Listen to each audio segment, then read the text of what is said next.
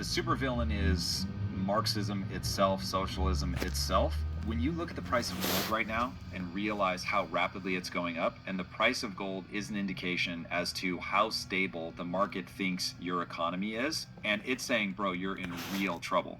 Everything that is wrong with the economy right now is based on debt, money printing. Mamdani is going to make that worse. The buses are never going to be free. Nothing is ever going to be free. Everything is going to be paid for by somebody, but this all becomes abstracted. If New York decides that what they want is free buses, then my only question is, what aren't you going to do to be able to pay for that? If what we see is a measurable improvement in something that we all care about based on that, and you don't see capital flight because they're like, okay, yeah, this is a thing that's worth paying for, great, no problem. I have exactly zero belief that that's how this is going to go. I think he's doing it from an ideological standpoint. I think no matter what happens economically, whether he gets the funding or not, whether tax revenue goes down or not, he's going to keep pushing his agenda because he believes from an ideological standpoint, this is what we ought to do. The city's too expensive. I think that housing has become too expensive, essentially, ubiquitously across all of America. I think it is one of the most catastrophic problems.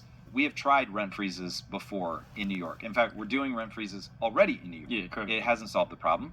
We did rent freezes in the extreme back in the 60s and 70s, and it led to the burned out buildings in the 70s and 80s. People do not understand that even buildings, housing is an entrepreneurial endeavor. It is somebody who their product is an apartment complex. You buy that product because you want to live inside of it. And what ends up happening is, imagine if I told you, hey, you can't charge them that amount for a pair of shoes.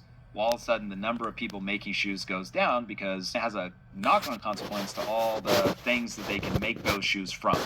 And so upkeep in a building, to take it back to real estate, when you put rent freezes, they're like, well, you've now just made it impossible for me to make money off my building. Maybe you make it break even, which just reduces somebody's incentive because they're like, wait, I'm going to have to work this hard and I'm going to have nothing to show for it. Why would I do that? So people aren't going to run businesses out of charity. What ends up happening is people go, wait a second, if at those rents, I can't afford to repair the plumbing, for instance. So they don't.